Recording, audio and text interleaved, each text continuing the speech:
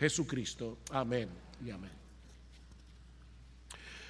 El doctor Roger Nicoll, que fue uno de los más grandes teólogos del siglo XX, ya falleció hace unos años, y un defensor de la inspiración e inerrancia de las Escrituras, en cierta ocasión estaba en un debate sobre la confiabilidad de los libros de la Biblia, y él hizo la siguiente pregunta: supongamos que se incendiara el edificio que alberga el criterio estándar de la medida oficial de una yarda, que es el Observatorio Real de Greenwich, y que la barra de platino que sirve como medida estándar, como medida oficial, se destruyera totalmente en el incendio. Esa medida que ustedes ven allí, esa es la medida estándar de una yarda. La pregunta del doctor Nicoll es la siguiente: si esa barra se destruyera, ¿acaso se perdería nuestra comprensión de lo que es una yarda como medida de longitud? Y la respuesta es, por supuesto que no, porque podríamos usar la enorme cantidad de copias de esa misma longitud que nosotros tenemos en el mundo y con las cuales podríamos reconstruir la medida oficial de la yarda, tal vez con una mínima fracción de pulgada de precisión. Bueno, hermanos, algo similar podemos decir de los libros de la Biblia. Como yo supongo que todos ustedes saben, nosotros no tenemos hoy los libros que fueron escritos originalmente por los autores humanos de las Escrituras, es decir, la carta de Pablo a los romanos, no tenemos esa carta. La carta a los corintios, no tenemos esa carta. Todos los libros originales, tal como salieron de la pluma de sus autores, esos libros se perdieron. De manera que lo que nosotros tenemos hoy son copias de esos libros originales que fueron escritos a mano, son manuscritos durante los primeros 15 siglos de la era cristiana hasta la invención de la imprenta en el año 1450. El primer Nuevo Testamento impreso en el idioma original fue publicado en el año 1516 por Erasmo de Rotterdam. Hasta ese momento, todo lo que teníamos eran copias manuscritas de las Escrituras. Ahora déjenme explicar cómo era que se daba ese proceso de copiado. Y esto yo decía a alguien esta mañana, yo voy a estar dando una prediclase, o sea, parte clase y al fin, mitad parte prédica. Y por eso voy a usar el proyector. Vamos a suponer por un momento que la X que está allá arriba es la carta original que Pablo escribió y envió a los Efesios. Ese es el documento original. ¿Qué hacían en aquellos días los copistas con estos documentos? Alguien dictaba el documento, puede ser que alguien tuviera la copia al lado, pero muy probablemente eran dictados. Vamos a suponer que esta parte de la iglesia son el grupo A, esta parte de la iglesia entera aquí en el medio es el grupo B y estas dos partes aquí son el grupo C. Y nosotros comenzamos ¿verdad? La persona que está dictando comienza a dictar la carta de Pablo a los Efesios y todos ustedes son copistas de las Escrituras y están copiando la carta. Pablo, apóstol de Jesucristo por la voluntad de Dios, a los santos y fieles en Cristo Jesús que están en Éfeso, gracia y paz a vosotros de Dios nuestro Padre y del Señor Jesucristo. Y ustedes están allí copiando, pero resulta que hay un grupo de personas por aquí, otro grupo de personas allí, que en un momento dado se distrajeron. Así que cuando yo dije, Pablo, apóstol de Jesucristo por la voluntad de Dios, a los santos y fieles en Cristo Jesús que están en Éfeso, el Jesús se les fue de la cabeza y no lo escribieron. Así que algunos copiaron en Cristo, otros copiaron en Cristo Jesús. Inclusive puede ser que algunos el nombre de Jesús fuera el que más le llamara la atención y escribieron Jesús. Esas copias siguieron siendo copiadas por otras personas. Y por supuesto, si una de las copias tuvo un error, ¿qué va a pasar con las demás? Las demás también van a tener el mismo error. Bien, hermanos, nosotros creemos en la inspiración de los escritos originales que salieron de la pluma de los autores bíblicos, Isaías, Amós, Daniel, Ezequiel, Pablo, Pedro, pero no creemos en la inspiración de las copias. Estamos entendiendo, ¿verdad? Creemos en la inspiración de la Biblia, pero no creemos en la inspiración de las copias. Cuando existe una variación, vamos a suponer la carta de Pablo a los Efesios, unos pusieron en Cristo, otros en Cristo Jesús y otros en Jesús. ¿Qué debemos hacer? ¿Qué ustedes creen que debemos hacer? Hay una variación, hay algunos manuscritos por ahí que están diferentes. Bueno, no, es muy sencillo. Nosotros tomamos todas las copias y las comparamos. Y de esa manera, ¿qué vamos a hacer? Vamos a tener el documento tal cual salió de la pluma del autor, porque tenemos todos estos manuscritos para poder comparar una copia con otra. Si yo estuviera en una clase diría, ¿se entendió? Si tiene alguna pregunta, levante la mano, porque quiero estar seguro de que esto se está entendiendo. Mientras más copias se hagan, más variaciones habrán, porque los seres humanos cometemos errores.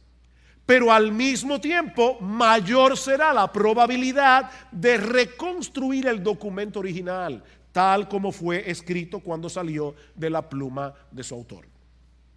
La ciencia que se encarga de hacer ese trabajo de reconstrucción de cualquier texto, puede ser de la Biblia, puede ser de cualquier texto de una obra antigua, se denomina crítica textual, cuya tarea es determinar con la mayor certeza posible cuál fue el texto que escribieron los autores originales, en este caso de la Biblia, que es lo que nos interesa, con las copias que nosotros tenemos disponibles. Ahora bien, antes de considerar la cantidad de copias manuscritas que tenemos del Nuevo Testamento griego, que es el que nos interesa porque es donde está el Evangelio de Marcos, permítanme mencionar la cantidad de copias manuscritas que tenemos de otras obras famosas de la antigüedad. Y así vamos a poder hacer una comparación y ustedes van a poder entender la magnitud de las copias manuscritas que tenemos del Nuevo Testamento. Por ejemplo,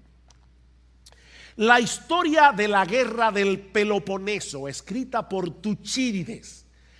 De ese libro solo tenemos 8 copias, de los cuales la copia que está más cerca del original fue escrita 1300 años más tarde. O sea, miren lo que estamos hablando. Aquí tenemos 8 manuscritos solamente. Y el que está más cerca del original, todos los demás se perdieron. El que está más cerca del original está a 1300 años de distancia. Lo mismo sucede con la historia de Heródoto, el famoso historiador griego. Solo nos quedan 8 manuscritos.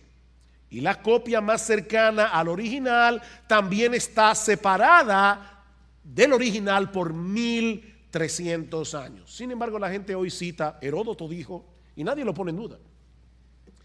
En cuanto a los anales del Imperio Romano de Tácito, escrito en el año 116 después de Cristo, de los primeros 6 libros solo tenemos una copia que data del 850 después de Cristo.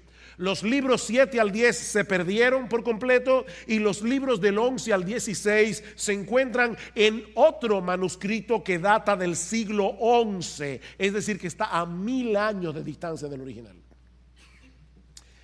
La Guerra de las Galias, famoso libro de Julio César, escrita entre los años 58 y 50 antes de Cristo. Solo tenemos 10 copias manuscritas y la más antigua data del siglo X. Es decir, que la copia más cercana que tenemos del original fue escrita más de 1000 años más tarde.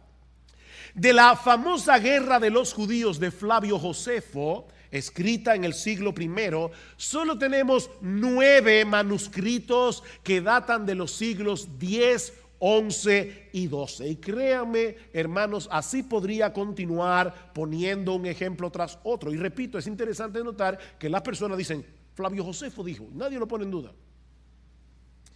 Pero ¿qué del Nuevo Testamento?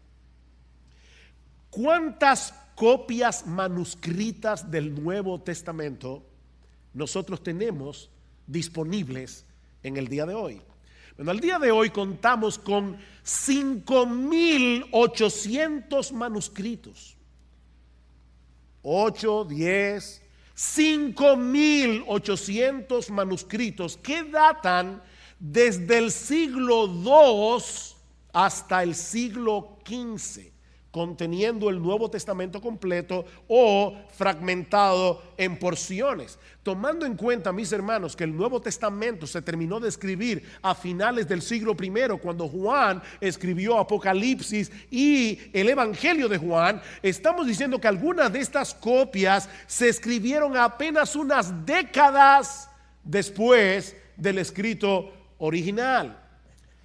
Pero eso sin contar con los manuscritos de traducciones que tenemos del latín, que son unos 10,000 manuscritos, más los manuscritos que tenemos traducidos al siríaco, al eslavo, al gótico, al etíope, al copto y al armenio, 9,300 manuscritos más. Si ustedes saben contar, y yo sé que ustedes saben contar, lo que estamos diciendo, mis amados hermanos, es que nosotros tenemos al día de hoy más de 25,000 copias del Nuevo Testamento que los eruditos pueden estudiar, que los eruditos pueden comparar en el día de hoy. Y todo eso sin contar con el hecho de que el Nuevo Testamento completo, vamos a suponer por un momento que por arte de magia los 25,000 manuscritos se perdieran, lo cual sería imposible. Nosotros podemos reconstruir el Nuevo Testamento completo solamente con las citas de los padres de la iglesia de los siglos segundo y tercero, en cuyos escritos citaron el Nuevo Testamento más de 36,000 veces. Todo el Nuevo Testamento se puede reconstruir solamente con las citas de los padres de la iglesia. 25,000 manuscritos más los escritos de los padres. Solo estoy contando lo de los segundo y tercer siglo de la era cristiana. Un erudito del Nuevo Testamento llamado A.T. Robertson nos dice que la amplia gama de manuscritos que tenemos disponibles ha permitido a los eruditos textuales reconstruir con exactitud el texto original con más de un 99.9% de precisión. 99.9% de precisión. Bueno, pastor, pero entonces queda el 0.1%. Ese 0.1% son variaciones sin importancia que no afectan en nada lo que dice el texto, ni ponen en duda ninguna doctrina del Nuevo Testamento. O sea, es que uno puso una coma, otro no la puso, uno puso Cristo, otro puso Cristo, otro puso Cristo Jesús y otro puso Jesús. O sea, son variaciones entre los 25,000 manuscritos que no hacen absolutamente ninguna diferencia. Así que, mis hermanos, nosotros podemos decir sin temor a equivocarnos que así como nuestro Dios se encargó de inspirar su palabra para revelarse a nosotros en un libro seguro, así también ha preservado su palabra a través de los siglos, para que los creyentes de todas las épocas puedan estar absolutamente seguros de que lo que están leyendo en este libro es en verdad la palabra de Dios, que es viva y eficaz. Eso para cuando ustedes oigan las personas dicen, pero el Nuevo Testamento no es un libro confiable. El que está hablando eso, ya usted sabe de entrada que es un ignorante. Así que no le haga caso.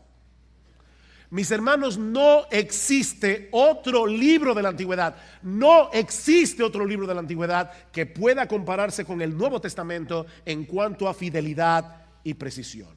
Ahora, ¿por qué decimos todo esto? Bueno, porque una de las variantes más serias tiene que ver precisamente con el capítulo 16 del Evangelio de Marcos.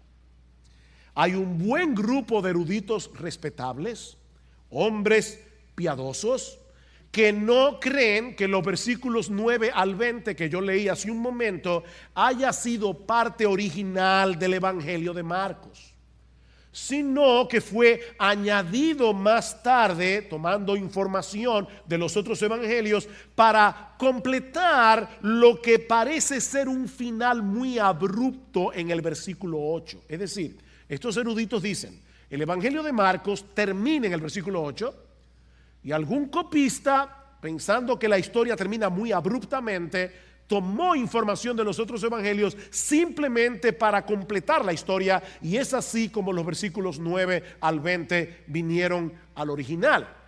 Ahora bien, yo debo aclarar, mis amados hermanos, que muchos de estos hombres que dicen esto defienden con toda convicción la inspiración plenaria y verbal de las escrituras tal como salieron de los escritores originales, pero no creen que estos versículos en particular hayan sido escritos por Marcos. ¿Basados en qué evidencia? Bueno, este no es el momento para poder considerar ampliamente esta pregunta, pero en una forma muy resumida, estos son algunos de los principales argumentos. En primer lugar, algunos de los manuscritos más antiguos y confiables de la Biblia no contienen el final largo de Marcos, así es como se llama. O sea, el final del 1 al 8 es el final corto, el final hasta el 20 es el final largo.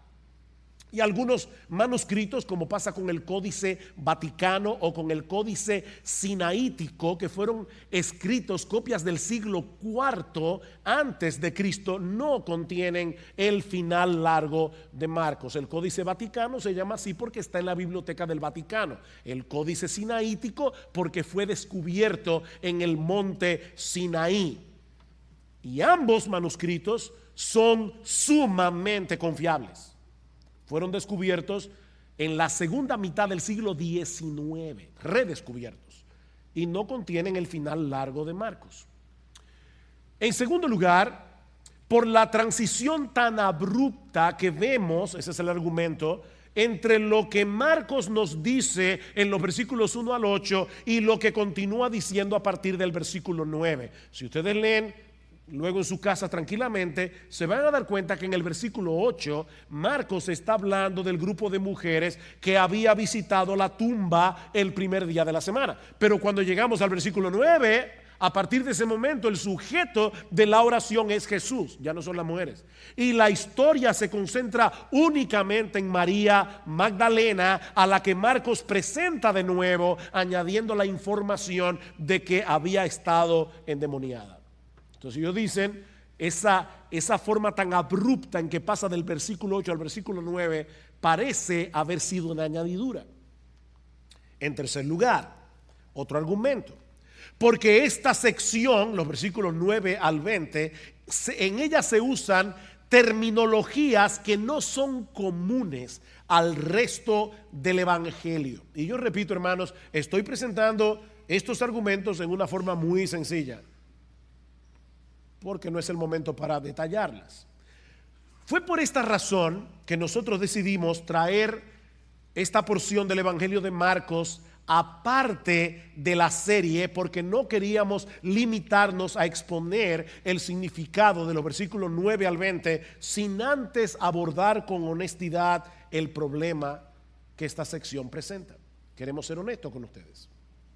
Sin embargo, aunque parezca contradictorio, esta dificultad con el final largo del Evangelio de Marcos, que es como se conocen estos versículos, no debiera poner a tambalear nuestra confiabilidad en la Biblia, sino todo lo contrario.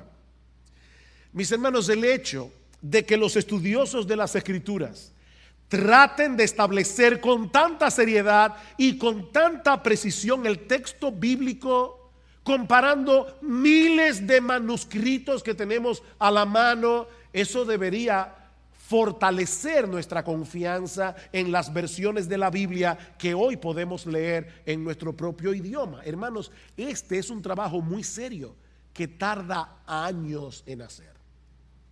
Bien, ¿qué vamos a hacer entonces con esta porción del Evangelio de Marcos? o exponerla igual como hemos hecho con el resto de del Evangelio. Y esto por varias razones.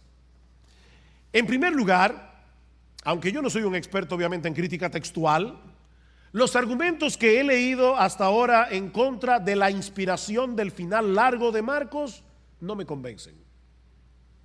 Incluso el hecho de que haya algunas palabras y terminologías en esta sección que no aparezcan en otras partes del Evangelio, mis hermanos, eso no es un argumento conclusivo en contra de la autoría de Marcos. Como dice un comentarista muy reputado, Lenski, él dice, una palabra no tiene que estar dos veces en el mismo documento para estar seguros de que lo escribió el mismo autor. ¿A ustedes no les pasa a veces que dicen cosas que son palabras domingueras, que no son palabras usuales, y ustedes las dicen, y no por eso nadie piensa que usted no fue que la dijo? Entonces, yo no creo que porque aparezcan términos allí que no aparecen en el resto de Marcos, eso es un argumento conclusivo.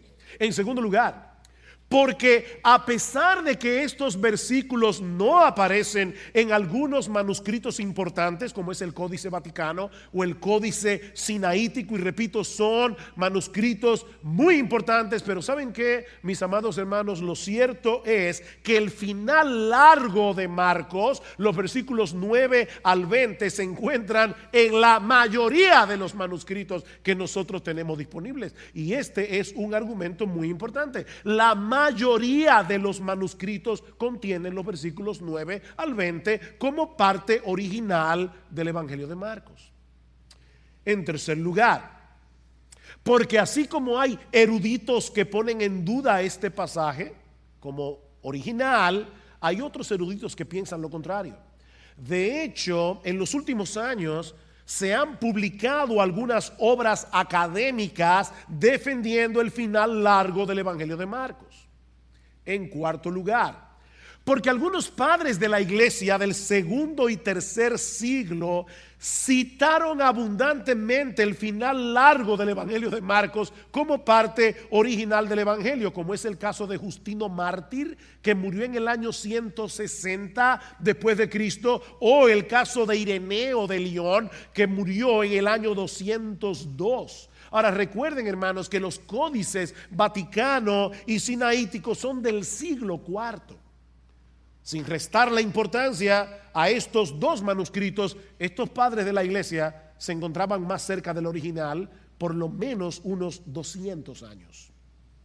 Y por último, mi último argumento, lo que estoy terminando. Por último, en cuanto a por qué voy a predicar de Marcos 16, 9 al 20, porque lo que encontramos en estos versículos de Marcos 16 es muy similar a lo que encontramos en los otros evangelios. Como bien señala R.C. Sproul, las doctrinas que se encuentran en este pasaje son consistentes con lo que se enseña a lo largo del Nuevo Testamento. Por lo tanto, podemos leerlo y estudiarlo con confianza y beneficio, dice R.C. Sproul. Y esto es lo que yo quiero hacer ahora en el tiempo que nos resta. No se preocupen, no vamos a salir a las 10 de la noche. Esto es lo que vamos a hacer en el tiempo que nos resta, no sin antes aclarar que lo que opinemos acerca de este pasaje no debe ser motivo de división entre los creyentes. Mis hermanos, todos los cristianos creemos en la inspiración de la Biblia. Esa doctrina no es negociable. Pero si después de estudiar a fondo este texto, un creyente que cree en la inspiración de la Biblia, de los escritos originales que salieron de la pluma de los autores bíblicos, llega a la conclusión de que los versículos 9 al 20 no formaban parte original del Evangelio escrito por Marcos, debemos respetar su posición, así como esperamos que ellos respeten la nuestra. Habiendo hecho esta aclaración, pasemos a considerar esta sección del Evangelio de Marcos, que vamos a dividir en tres partes.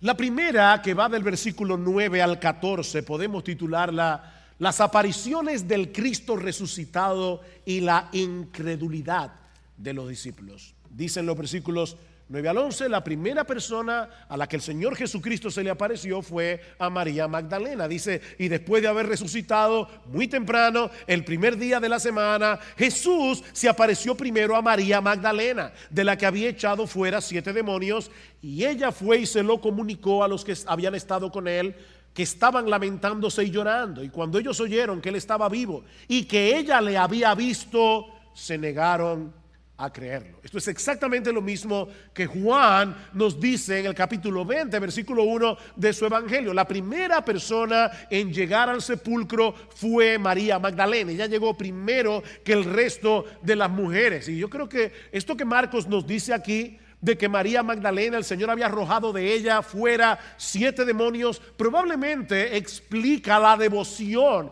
que esta mujer tenía por el Señor Jesucristo. En el capítulo 20 de Juan, nosotros encontramos la historia de este encuentro con muchos más detalles que en ninguno de los otros evangelios.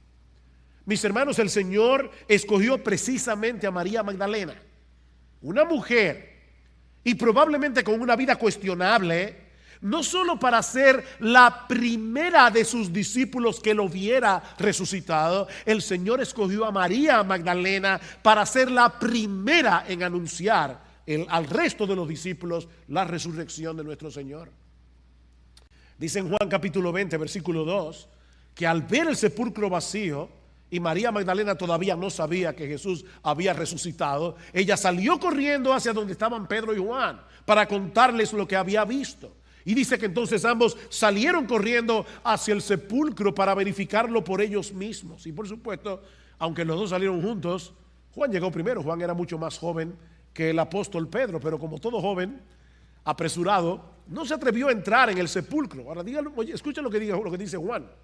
Entonces llegó también Simón Pedro tras él, entró al sepulcro y vio las envolturas. Esto es Juan el apóstol. Vio las envolturas de lino puestas allí y el sudario que había estado sobre la cabeza de Jesús, no puesto con las envolturas de lino, sino enrollado en un lugar aparte. Entonces entró también el otro discípulo, Juan, el que había llegado primero al sepulcro. Y esto es importante, vio y creyó. ¿Qué nos dice Marcos? Que cuando María Magdalena fue a decir a los discípulos, he visto a Jesús resucitado, ellos no lo creyeron. ¿Cuándo creyeron Pedro y Juan? Cuando entraron al sepulcro, vieron la tumba vacía y vieron el lienzo en el que estaba envuelto. Y Juan añade esta nota, porque todavía no habían entendido la escritura que Jesús debía resucitar de entre los muertos. No lo habían entendido. Más adelante, en el versículo 18 de Juan 20, nos dice que fue también María Magdalena la que fue al resto de los discípulos luego de haberse encontrado con Jesús, tal como dice Marcos en el capítulo 16. Pero lo que Marcos quiere resaltar en este texto es que ellos no lo creyeron. Mis hermanos, estos hombres no habían entendido el asunto de la resurrección. Ellos no estaban esperando que Jesús se levantara de los muertos. Y lo mismo sucedió con los discípulos que iban camino a Emaús, que es el segundo encuentro que se narra en Marcos 16. Vean los versículos 12 y 13. Después de esto se apareció en forma distinta. Recuerden que los discípulos de Emaús, dicen Lucas, ellos no reconocieron al Señor, porque ahora nosotros reconocemos a Cristo por la Biblia. Dice Pablo que aún los que le vieron según la carne ya no le conocen según la carne. Es un conocimiento espiritual. Ellos vieron a Jesús, pero no lo reconocieron. Y dice, después de esto se apareció en forma distinta a 2 de ellos cuando iban de camino al campo, y estos fueron y se lo comunicaron a los demás, pero a ellos tampoco les creyeron.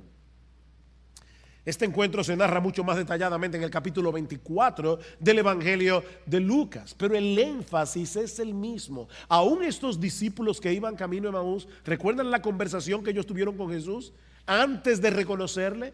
Dice que ellos creían que Él era el que iba a redimir a Israel de sus pecados. Y el Señor tiene que reprenderlos diciéndoles en el versículo 25 de Lucas 24: oh insensatos y tardos de corazón para creer todo lo que los profetas han dicho. ¿No era necesario que el Cristo padeciera todas estas cosas y entrar en su gloria? Y comenzando desde Moisés y continuando por todos los profetas, les explicó lo referente a él en todas las escrituras. El problema de esta gente no era falta de evidencia, era falta de fe. Vean el versículo 14.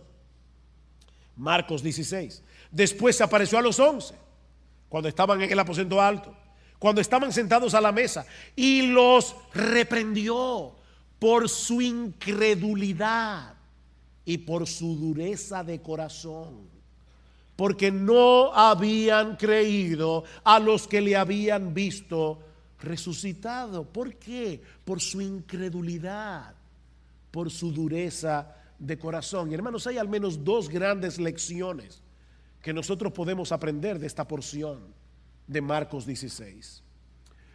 La primera es que nuestra perspectiva de la realidad no debe ser determinada por nuestra lógica únicamente, sino por nuestra razón informada con las Escrituras.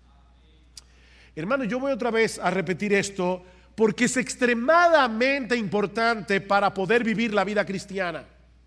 Nuestra perspectiva de la realidad no es únicamente lo que ven nuestros ojos. No es únicamente lo que nosotros podemos razonar lógicamente. Nuestra perspectiva de la realidad viene dada a través, sí, de nuestra razón, pero una razón informada con la palabra de Dios. La lógica nos dice que los muertos no resucitan. Una persona murió y ya murió. En nuestra lógica se acabó la historia, el individuo se murió. Pero la resurrección del Señor había sido profetizada en el Antiguo Testamento. La resurrección de Jesús había sido anunciado por él mismo en varias ocasiones. ¿Qué debieron haber hecho los discípulos? Exactamente lo mismo que debemos hacer nosotros, cualquiera que sea nuestra circunstancia: creerle a Jesús, que es exactamente lo mismo que creer en la Biblia. En cierta ocasión, en una clase de escuela dominical, había un niño que era hijo de padres cristianos. Bueno, yo supongo que este es el agua de esta mañana, así que por fe me la voy a tomar esa, porque debieran cosas mortíferas, no les hará daño. Ok. Yo recuerdo en una clase de escuela dominical, en la clase de la escuela, perdón, había un niño que era hijo de padres creyentes y la maestra era inconversa. Así que ella quiso retar al niño públicamente, diciéndole: entonces, ¿tú crees que es verdad que una ballena se tragó a Jonás? La Biblia no dice que fue una ballena, dice que fue un pez grande, pero dice que la ballena se tragó a Jonás. Luego se explica que la garganta de la ballena es muy estrecha para tragarse al ser humano, etcétera, etcétera. Pero el niño le dijo: mire, maestra, si la Biblia dice que una ballena se tragó a Jonás, yo lo creo.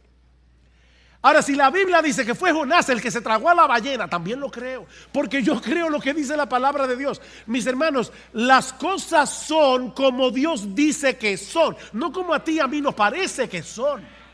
Es como dice Dios en su palabra. La verdad es lo que corresponde con la realidad. Esa es la definición filosófica de la verdad. Si yo digo que buen tiempo estamos pasando aquí en la playa, obviamente yo no estoy diciendo la verdad, porque eso no es verdad. Eso no corresponde con la realidad. Pero a esa definición filosófica de la realidad debemos añadirle algo más. La verdad es lo que corresponde con la realidad tal como Dios la ve. No como tú y yo la vemos. Es como Dios la ve. Estos hombres estaban abatidos, estaban lamentándose y llorando por su incredulidad, por su dureza de corazón. Mis hermanos, nosotros podemos confiar plenamente en las promesas de Dios, aunque nuestra lógica y nuestras circunstancias nos digan lo contrario. Sea Dios veraz y todo hombre mentiroso. Pero otra cosa que aprendemos de esta sección de Marcos es que el cristianismo es una fe histórica, es una fe basada en evidencia. Estos discípulos trastornaron el mundo con el evangelio a pesar de su incredulidad inicial. ¿Por qué? ¿Qué pasó con ellos? ¿Cómo es posible que estos hombres que no creían en la resurrección? De hecho, en el Evangelio de Juan vemos que el apóstol Pedro volvió otra vez a pescar. Vamos a abrir nuestra empresa de nuevo. Esto fracasó. ¿Cómo es posible que Pedro, 40 días más tarde, en el día de Pentecostés, se paró en el templo, predicó la palabra y más de 3,000 personas se convirtieron? ¿Qué pasó en la vida de estos hombres? Todos ellos que murieron martirizados, predicando que Jesús había resucitado de los muertos. ¿Saben lo que pasó? Ellos vieron a Jesús. Ellos vieron a Jesús resucitado. Esa experiencia cambió su incredulidad en fe, cambió su temor en valentía. Mis hermanos, no es un mito lo que nosotros predicamos, es un hecho histórico. Jesús murió en la cruz por nuestros pecados. Jesús resucitó al tercer día conforme a las Escrituras, ascendió a los cielos y está sentado a la diestra de Dios. Eso es un hecho. Y ese hecho, mis hermanos, lo cambia todo. Todo. Fue el encuentro con el Cristo resucitado lo que preparó a estos hombres para la tarea que el Señor estaba a punto de encomendarles. Y eso nos lleva a nuestro segundo encabezado, la segunda sección de este texto, que podemos titular La Gran Comisión y las señales que habrían de acompañarla. Versículos 15 al 18. Y les dijo: id por todo el mundo y predicad el evangelio a toda criatura. El que crea y sea bautizado será salvo, pero el que no crea será condenado. Yo no voy a extenderme mucho en el contenido de esta comisión, porque el domingo que viene vamos a tratar este tema ampliamente en nuestra serie sobre la iglesia. Pero aquí tenemos básicamente dos cosas.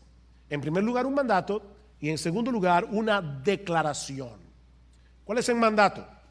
Vayan por todo el mundo, prediquen el evangelio a toda criatura, prediquen estas noticias, prediquen estas buenas nuevas de salvación. Eso es predicar el evangelio a toda criatura. Ellos debían ir por todo el mundo, toda criatura, todo el mundo.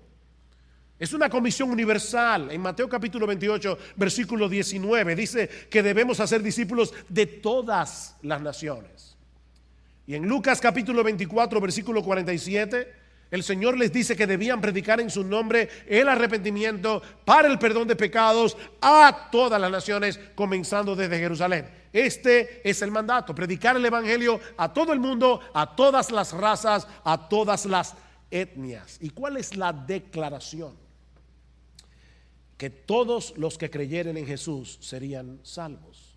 Versículo 16: el que crea y sea bautizado será salvo, pero el que no crea será condenado. Tal como hemos estado insistiendo en la serie sobre la iglesia los domingos en la mañana, mis hermanos, el bautismo en agua es una manifestación visible de nuestra identificación con Cristo y nuestra identificación con su pueblo. El bautismo en aguas es la puerta de entrada a la membresía de la iglesia local. Ahora, noten algo importante. ¿Qué es lo que se requiere para ser salvo? ¿Es solo la fe o la fe y el bautismo? Nosotros vemos en el resto del Nuevo Testamento que todo aquel que creyere en Jesús será salvo. Lo único que se requiere para ser salvo es creer, es por la fe sola. Por eso el Señor dice en el versículo 16: el que crea y sea bautizado será salvo, pero el que no crea será condenado. Y el asunto está en creer. Ahora, el creer y el bautizarse son dos cosas que deben ir unidas la una con la otra.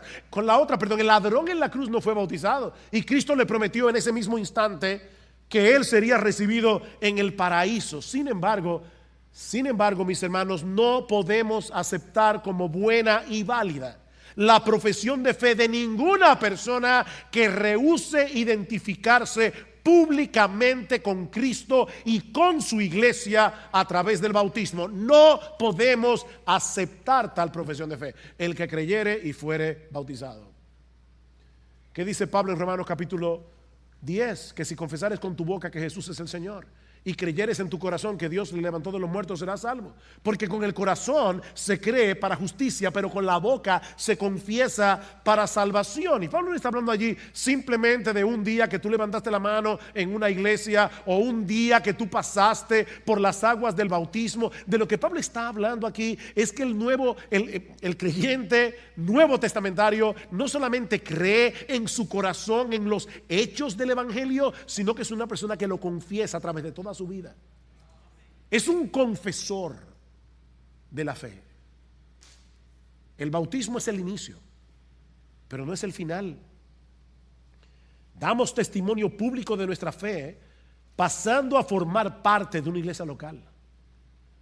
Pero a partir de ese momento debemos seguir dando testimonio de nuestra fe, predicando el evangelio y viviendo una vida coherente con el evangelio.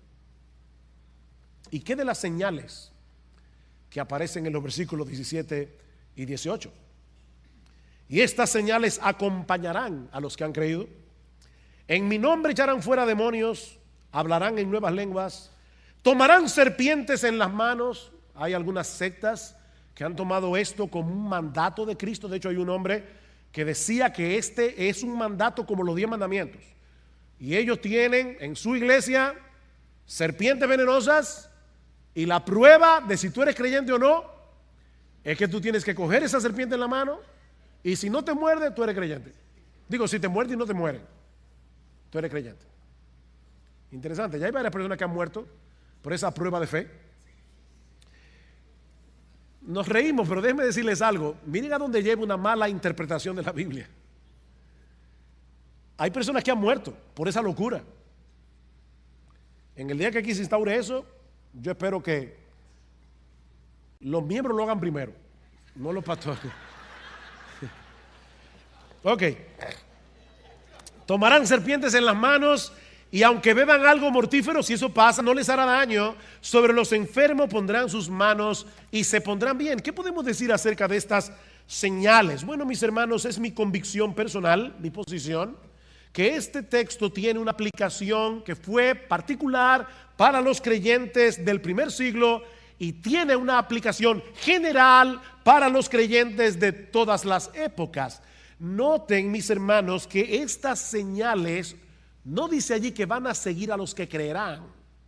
Dice, estas señales seguirán a los que han creído, o el texto también puede ser traducido a los que creyeron. Todas estas señales, con la excepción de beber algo mortífero, aparecen en el libro de los Hechos como cosas que sucedieron durante la era apostólica. De hecho, al apóstol Pablo le pasó, estando en la isla de Malta, que una serpiente venenosa lo mordió. Y Pablo no murió, tal cual decía el Señor aquí. Este grupo de creyentes que estaba vivo en el momento en que Jesús pronunció estas palabras. De hecho, noten cómo termina Marcos en el versículo 20. Y ellos salieron y predicaron por todas partes, colaborando el Señor con ellos, confirmando la palabra por medio de las señales que la seguían. O sea, Marcos está diciendo, eso fue exactamente lo que sucedió. Estos hombres salieron a predicar el evangelio, el Señor iba con ellos e iba confirmando el mensaje a través de estas señales extraordinarias. Yo creo en los dones espirituales, creo en el don de predicación, creo en el don de consejería, creo en el don de servicio, pero aquí estamos hablando de dones extraordinarios: hablar en nuevas lenguas, traer nuevas revelaciones proféticas, sanar enfermos. Yo tengo la convicción de que estos dones extraordinarios cesaron en el momento en que la función apostólica concluyó, al poner el fundamento de la iglesia en el Nuevo Testamento. estos dones confirmaban a los apóstoles y a esta generación como instrumentos de nuevas revelaciones divinas. Si ustedes leen en la historia de la Biblia, se van a dar cuenta que siempre que Dios traía un nuevo conjunto de revelaciones, siempre venían acompañadas de milagros y señales extraordinarios. No crean que en la Biblia estas cosas pasaban todo el tiempo. Hay 4 grandes épocas de revelación que coinciden con 4 grandes épocas de milagros y señales. Por eso Pablo en 2 Corintios capítulo 12 versículo 12 le llama señales de apóstol. Señales de apóstol. Y el autor de la carta a los Hebreos en el capítulo 2 nos dice que la salvación que fue anunciada primeramente por el Señor Jesucristo nos fue confirmada por los que oyeron al Señor, confirmando Dios juntamente con ellos tanto por señales como por prodigios y por diversos milagros y por dones del Espíritu según su voluntad. Como dice el teólogo del siglo XVIII Jonathan Edwards, que por cierto fue testigo presencial y protagonista de uno de los más grandes avivamientos que ha habido en la historia de la iglesia. Dice Jonathan Edwards: estos dones especiales se dieron con el fin de fundar y establecer la iglesia en el mundo.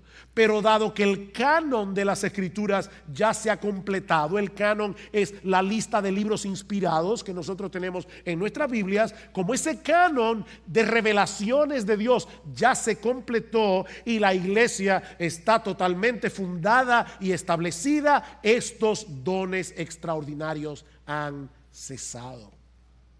De hecho, es la opinión de teólogos del siglo IV, como el caso de Crisóstomo o el caso de Agustín de Hipona. Estos hombres creían que estos dones habían cesado. Sin embargo, al mismo tiempo yo no puedo dejar de ver una aplicación general aquí para toda la iglesia de todos los siglos. ¿Cuál es la aplicación?